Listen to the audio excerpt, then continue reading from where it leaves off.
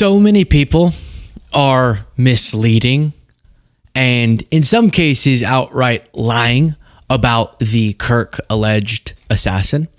And I want to address that because it's dangerous and it's not aligned with what should be our top priority, which is the truth, not fighting for ideology or engagement, which is what this is in furtherance of for a lot of people, but being honest and factual.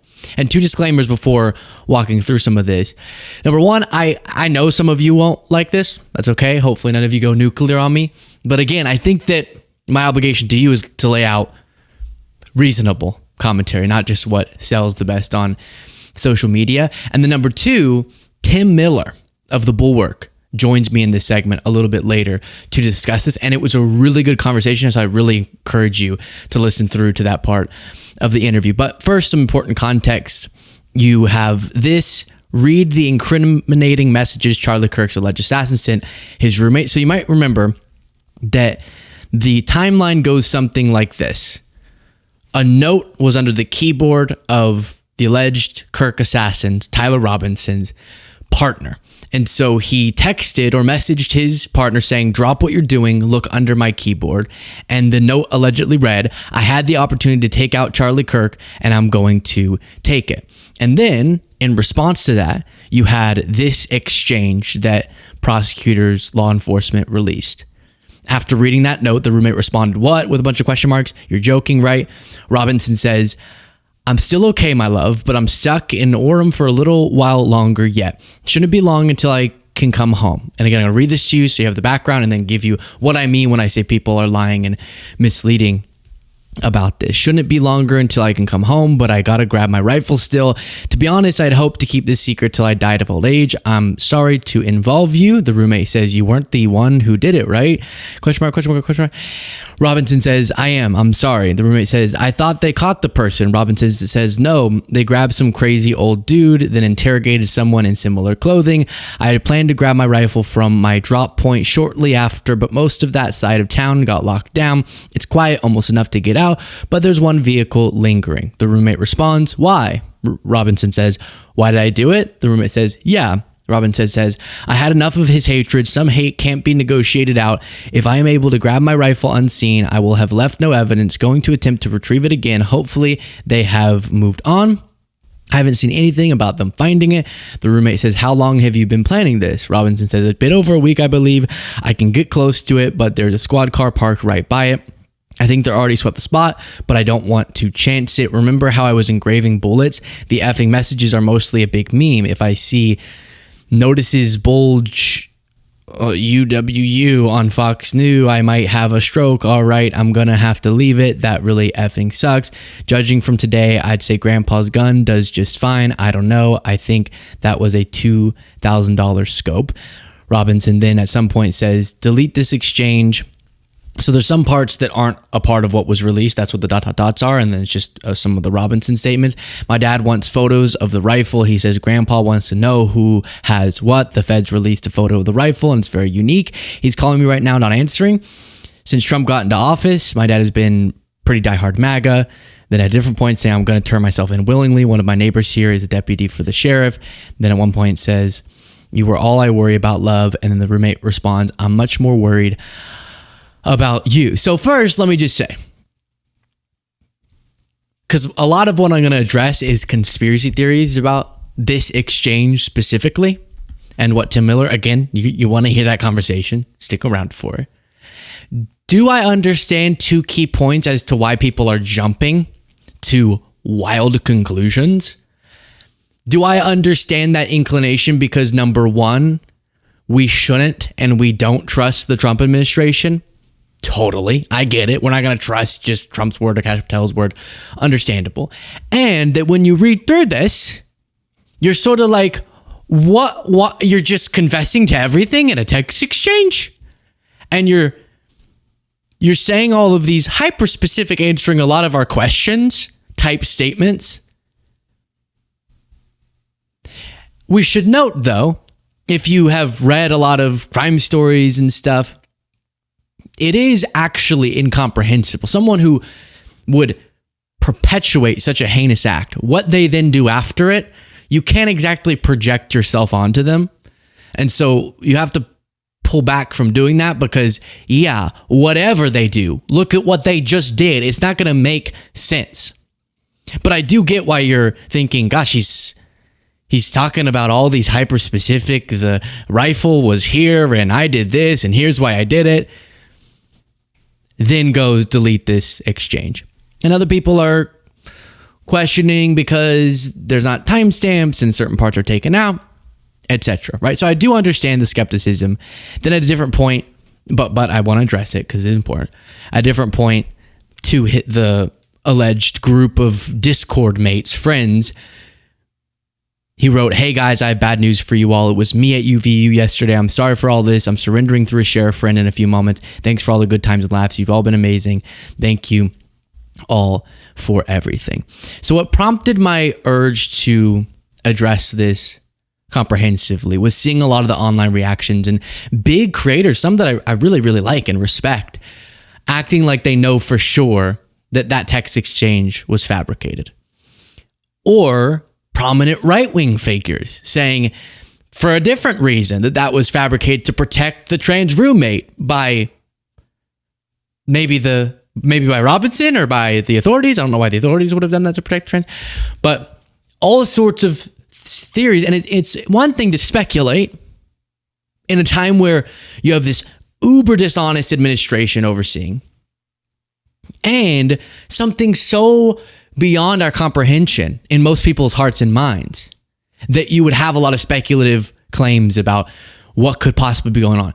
But people are taking it way further than that and saying, I know for sure this is BS. I know for sure this is XYZ conspiracy theory. And that's just not how we're supposed to operate. Yeah, MAGA's been doing that forever about every story. We're supposed to follow the evidence and not be making firm conclusions about some conspiracy to fabricate text exchange for whatever reason I'm struggling to follow a little bit, where the theory goes, but without evidence. That's really important. And The Bulwark, Tim Miller's publication, had a piece titled "Confronting a Fuller Picture of Charlie Kirk's Killer. It is vital in this moment to be honest and direct with what Tyler Robinson wrote and why he wrote it." And that really does apply wherever your political ideology is to a lot of figures capitalizing off of engagement. Again, when it comes to why I'm seeing people who normally aren't super conspiratorial liberals, I'm not surprised by the Tucker Carlsons and the Steve Bannons, but liberal people who would be more credible usually. We literally have news like this. DOJ deletes its own study from websites showing far more domestic terrorism committed by far-right extremists. So that plus a bazillion other reasons, we have plenty of reason not to trust the Trump administration or the Trump DOJ or Trump FBI. But the claims are going beyond that to something that I don't think holds up to scrutiny. Let me give you a couple examples from the right here. And as bad as it's presented in Utah, I'm not buying all of it. I'm particularly not buying those text messages. It just seems too stilted, too much like a script. Actually, a bad script.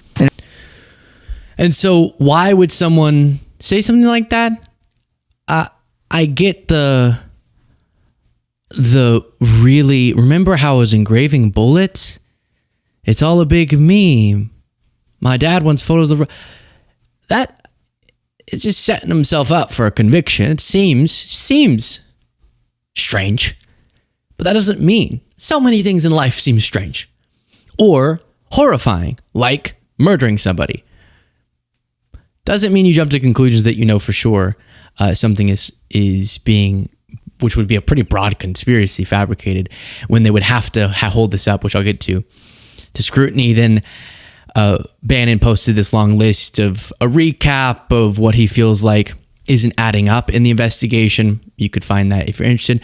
Then folks on the left, like Hassan Piker, said half the right thinks the messages are fake because it doesn't implicate the trans person. The other half think the shooter is a patsy because it was Israel that killed Charlie Kirk. I will say the text messages are too perfectly plugging holes for the investigators, unnatural. And then I'll just summarize for you, because I'm not trying to start beef with a bunch of people that I really like, or some, but as I already explained to you, and you've probably seen a lot of these videos, it's like, for sure this is nonsense. This is being fabricated. This is a conspiracy. And so let's go through, and then I'll bring on Tim Miller, We had a great conversation. What makes that so difficult for me to believe? And this is just about following the facts.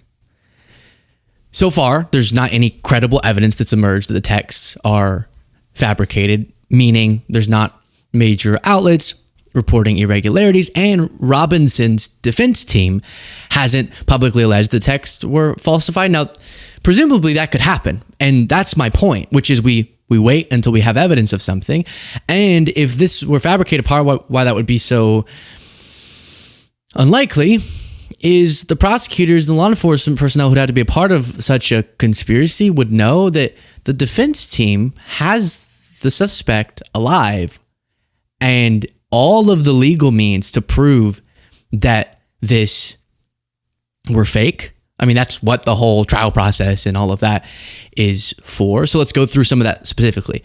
Why this wouldn't hold up to legal scrutiny. Number one, the forensic verification. Phones can be imaged, creating a cryptographically secure copy. Defense experts can review the raw data. If texts were invented, discrepancies would be obvious. Missing metadata, broken chains, improper timestamps, etc. Then number two, you have the carrier records. Text messages typically generate logs. At the telecom carrier, even if end-to-end content isn't always preserved, metadata, time, sender, recipient can be subpoenaed. Any mismatch between carrier records and police evidence would unravel the case. And that's the goal of the defense team. So law enforcement or whoever is being alleged to have fabricated in this conspiracy people are perpetuating, they would be setting themselves up to lose the prosecution because of the means that the defense team has.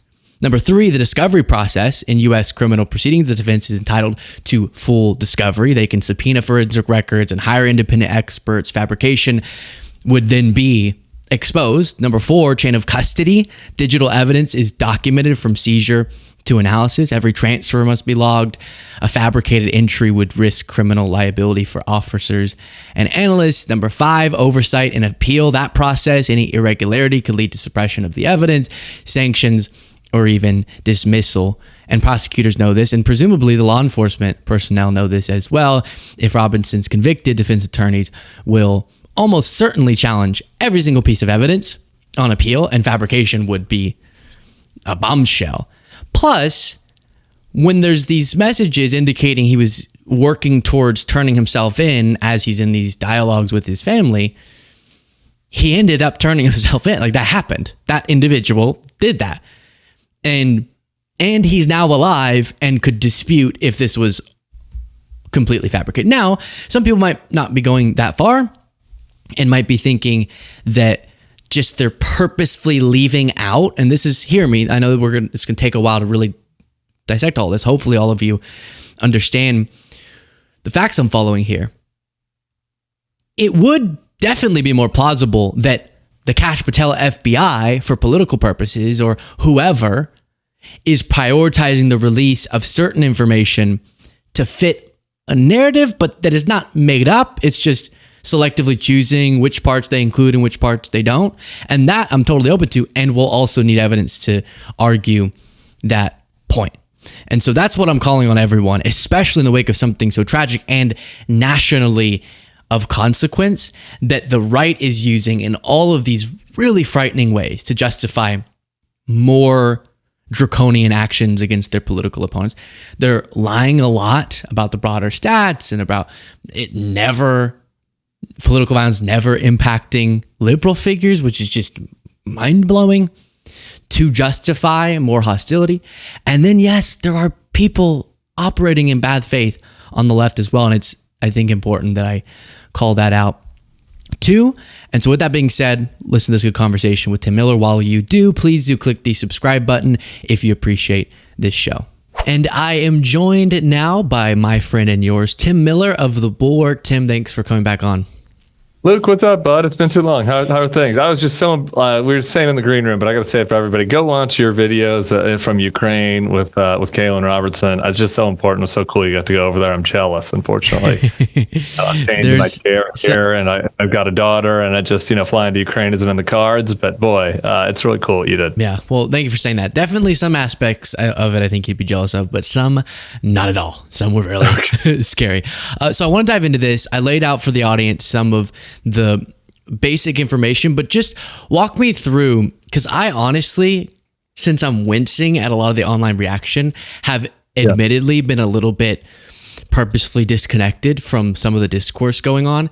And so since information started being released about Kirk's alleged assassin, explain for the audience the background of what sparked this whole debate about, are the texts legitimate? Does a 22-year-old even speak like that? Could this have been fabricated for X reason or Y reason? And then how you posted about that. Yeah, look, I think this is important for a lot of reasons. Obviously, I had a ton of disagreements with Charlie Kirk. Anyone watching this video, I'm sure does too, or most people at least watching this video. And he said a lot of things that were horrible. At the same time, like, we can't live in a world where people are just getting assassinated left and right. I don't want to live in that world. I mean, like we just mentioned, just came back from Ukraine, and just like the danger of escalating violence is really scary. I'm not going to hide the fact that, like, as a prominent podcaster, I don't love podcaster assassinations either. But even if it wasn't that, just like in general, I think the rise in political violence is really scary. And we've seen a lot of that on the right, and we've talked about a lot of the rise in political violence on the right, and we could go through the whole list from January 6th to Melissa Hortman, et cetera. We could all do that. But I think there's kind of a reluctance from folks on the left to want to admit for some reason that, like, there are some people on the left that have gotten radicalized too. And, like, we should be honest about that and think about it and not make not make excuses for it. And so I think that is kind of the backdrop of this story, where Kirk gets assassinated, and there are these kind of weird meme messages on the bullets. People are trying to translate what that means. It was kind of hard to tell. There's a lot of irony. Maybe he's joking. We're all kind of reading it like an old, Egyptian scroll or something. And then, we get these text messages that come out where he's pretty blunt about his motives. And, he talks about how Charlie Kirk spread hate, and how some types of hate aren't acceptable. And they're in text messages to his girlfriend. Again, this is all what has been put out publicly, but all signs are that this is his girlfriend is trans. So it's transitioning from from being a man transitioning to a woman. And that she... that they were texting about the assassination, and because in the text he's like pretty clear about the motive, that it was about hate, particularly hate towards the trans community, that leads us to this place where it's kind of like, okay, well, at least in this one case, this person was radicalized from, I don't know, you might not want to call it the left or whatever, but from a perspective of being against right-wing hate speech, how broadly defined, however you want to talk about that. And I think then now what happens is you have some people on the left and some influencers and some commentators who don't want to own this guy, right? And don't want to believe that, and have started spreading kind of a misinformation of their own, where they're like, well, maybe the text messages aren't real. He doesn't really sound like a 22-year-old. It might have been a groiper. It might have been a false flag. And like all of a sudden, some of the left-wing media types I'm watching are sounding like Tucker or Candace, right? They're using all these same terms. And in fact, Candace is actually using these terms right now. There's an agreement. Somebody replied to me on Twitter, was mad at my post where I was talking about how the texts are real. And they're like, I finally agree with Candace on something. And it's like, okay, well, maybe that should make you check twice. Okay. So anyway, that's my best description of the backstory. And I'm happy to talk about why I do think that they're real, or anything else that you think is valuable. Yeah. Well, first, just to say, I mean, excellently explained. And it's interesting because the violence is a result of the heightened tensions and polarization and online radicalization. And that second term, polarization, what's fascinating is, for me, obviously, as you said, it's important, especially when you have J.D. Vance and many others lying about broader political violence stats, to contextualize it with, hey, here's the broader stats, and it is more common that it comes from the right. But that doesn't minimize the cases where it's against a right-wing individual. And like you said, there's still a lot to understand about the shooter, but that could very likely be classified as a left-wing ideology by law enforcement. And so we can add that broader context and look at the full story and not do what the right's doing about erasing cases of violence like against Melissa Hortman, where Trump just completely had her name evaporated from his brain, apparently. While also, it shouldn't make much of a difference in our opposition or our underlying take what the ideology was, because the way I keep wording it is, if you see violence, murdering as the solution to whatever advocacy you were doing or whatever ideology you are aligned with, then you're not a part of my ideology, because key to my ideology and the movement that I think we are part of rejects that. But there is, as a result, it's the same problem coming up even in the response as what caused the event, which is that polarization where people feel like we're still playing a team sports game. And that if we were to admit that this was a left-wing ideology or against Charlie Kirk's, as the shooter described his perception of the hateful right-wing ideology, then that would be our team losing in some way. And it just feels so distorted and only further inflammatory to make things like this more likely. You wrote in calling out some other influencers, my advice, don't get influenced by influencers peddling comforting lies for engagement. And that's what struck me why I wanted to bring you on, because what's been really disheartening is it feels like whether it's these prominent right-wing figures also saying the texts are fake because they're trying to hide that the trans partner was more involved, so they're trying to give the trans partner an out with the text, and then folks on the left, that the prioritization is just engagement over a thoughtful and reasonable discussion. Tim? Yeah, or over truth. And I hear you. Just two thoughts on that. Like on the team sport thing, look, we just can't live in a society like that, where like everything that you think or say on the internet has to be in service of your team winning or losing in this kind of imaginary, like online civil war we're in. Like, obviously we're in a fight. We're in a real fight for our democracy in the country, and you should engage honestly in that fight and be involved and volunteer and to the extent that it's helpful, post, useful things for your friends to read and encourage them. But like, not everything that happens in the country needs to be, reduced to that, right? And if it is, like, we live in an extremely unhealthy place. And look, Kamala Harris had what? I'm blanking on what, 74 million votes, 70 some odd million people voted for, whatever the number is, right? A lot of those 70 plus million people, I disagree with on things. There were a lot of people that have done bad stuff probably that voted for. A lot of people probably say, I used to do bad stuff. I used to be a Republican, right? So like, you don't have to own everything that every person, and I don't even know if this guy did vote for Kamala Harris. All I know is that he said he didn't like MAGA, and that he said he didn't like Charlie Kirk's hate. So you don't have to own the views of every single person who also shares the view that Charlie Kirk spreads some noxious material, right? Like, that's a crazed way to live. It's enough to drive yourself crazy. And so, like, to me, like, that's a big part of it. I just want to encourage people to step back from that and to value like truth first, and obviously democracy as well, but not subjugate truth to like, oh, well, whatever it takes for our side to win is what matters. Because then all of a sudden you're just turning into them. Like, all of a sudden that's just leading a path to becoming what you hate. You're just turning again to the thing you want to defeat. So anyway, that's why I think this is so important, and why I feel really passionately about talking about it, even though, obviously some of the folks that follow me aren't thrilled about that, and I get it. That's fine. Yeah.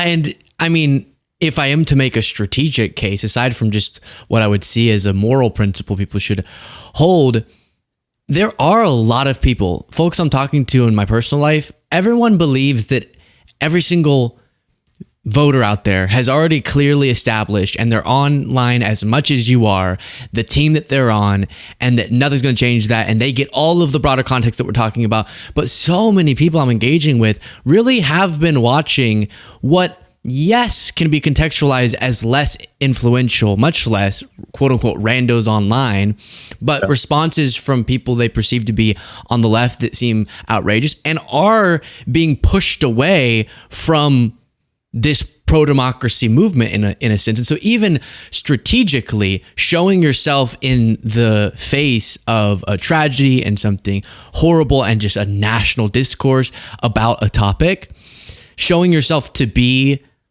aligned with those principles is also in furtherance, I think, of the quote unquote team. I'm with you. Right. Just to your point on the pro-democracy really quick. Like, look, something you said, which I thought was really thoughtful, is like, you're not on the pro-democracy team, actually, if you think the people should be assassinated. Right. Because like, part of living in a liberal democracy is that we can all speak our mind and that sometimes the other side wins, right? And that like we're not going to storm the Capitol if the other side wins or kill the leaders of the other side if they win, right? Like that's sort of being pro-democracy. And so you have to model that even in challenging moments, or you're not, or you're just part of an anti-democracy left, which maybe there are some people that are in that world, and that's a position. That's just not one that I share. Yeah. And you said it exactly right. Something I've been repeating on the show a lot is, if we all agree that whenever Melissa Hortman and her husband were murdered and much of the right didn't seem to really care and were spreading conspiracy theories, and Trump forgot about her and Mike Lee was making jokes about it, or people will bring up in response to Kirk that the right doesn't care about mass shootings enough or doesn't want to implement solutions, and it's sort of like, right, so that's bad. So if it's bad, we agree that's bad. So then we're not gonna do that. We're not gonna model that behavior. I saw, moving on to the, as you referenced earlier, why you believe the texts are legitimate. Someone who follows me, I'm not familiar with this account, but John Jackson made a good point in response to one of these accounts saying, I showed these texts to my 21, 22-year-old, and they said no one in our age group texts like that, as I guess the smoking gun, that they had to be fake. And he said in a criminal case, they cannot hide the provenance of any evidence. The DA cannot fake where evidence came from. There are all kinds of forensic markers to confirm whether they are real or not. One could never pull this off, a fake in a high-profile case. Just stop. And that's what I was researching to understand this, just how many layers of confirmation these would have to go through. And even, especially if you're on the left, I don't even see what the alternative theory is. Like, they're doing this to fake that Tyler Robinson was it, but Tyler Robinson ended up turning himself in. So I guess you could speak to, why do you personally align yourself with these being legitimate? And then have you heard in debates with people or conversations online what they think the alternative theory is if they were fake? Like, what would be the purpose? The theory is that, like, they are trying to, like, that the Trump administration wants to go after trans people, and that like these texts are kind of fabricated to make that the motive, right? That this guy, had a trans lover and he was radicalized in their defense, right? And so, that you saw from the start that Trump and by the way, I agree the Trump administration wants to go after and demonize trans people, and that's bad, and we should fight back against it. It's just that next step of, okay, but in order to go after trans people, they had to fabricate these texts. I'm like, well, they were going to go after trans people no matter what. I just want to say in this case. So like they were doing that before we knew anything. As for the texts themselves, there's one, in addition to all the forensic stuff that you talked about, I'm not a lawyer, but I just want to bring something up as a layman. I want everybody to step back and think about. The shooter is alive. Like, the person that sent the text and the person that received the text, they're both alive. So if the texts were fabricated by Kash Patel or something, like, that would be a huge gift to the Charlie Kirk's killer, right? If they like bring up evidence in a court of law that's fake and fabricated, he can say, "Oh, nope, those aren't my texts. Here's my phone," right? Or, I didn't send those texts. I know they made them up. And that, who knows, that could hurt the case. And in a case this huge, and this is like probably the most significant, like, political assassination of at least, maybe not significant, but an assassination of probably the most well-known person in decades, in like a half century. The fact that they would risk that case by fabricating text, it just doesn't make any sense. Like, the whole thing doesn't make any sense. I mean, you could, like, some of the other convoluted theories are that the guy and his roommate planned out the text to try to give the roommate cover. That also seems crazy to me, but like, that's at least that. Well, then they're real. They just kind of plan them out, right? Like, this theory of the case that we don't believe them, they're not true. It's just the MAGA right wants to go after trans people, wants to go after the left, and so they're making this sound like that. Like, it just doesn't make any sense, because the actual person that's been arrested would then be able to use that to help their defense, right? And they would say, so we would learn, I guess, publicly that he'll say these guys fabricated it. So the conspiracy is totally nonsensical, and I guess I'm just trying. That's going back to my original point. I guess I just wish everybody would not feel like they have to come to this guy's defense, right? Like, why do you have to do this? Who cares? Like just say it's bad. Yeah, it was bad to murder Charlie Kirk, and like this guy's texts. Maybe they're a little unusual for a 22-year-old, but like the idea that all 22-year-olds text the same is crazy.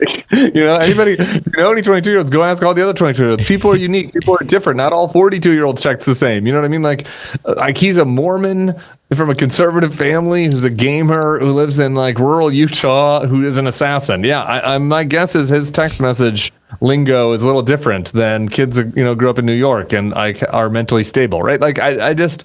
Anyway, the whole thing I just find very frustrating and troubling, and just how everyone is just so instinctually interested in like grabbing onto the conspiracy and grabbing onto the notion that this couldn't have been someone from their side. I'm just trying to release people of that instinct and just be like, it's just much easier just to say, no, this was wrong, this is bad.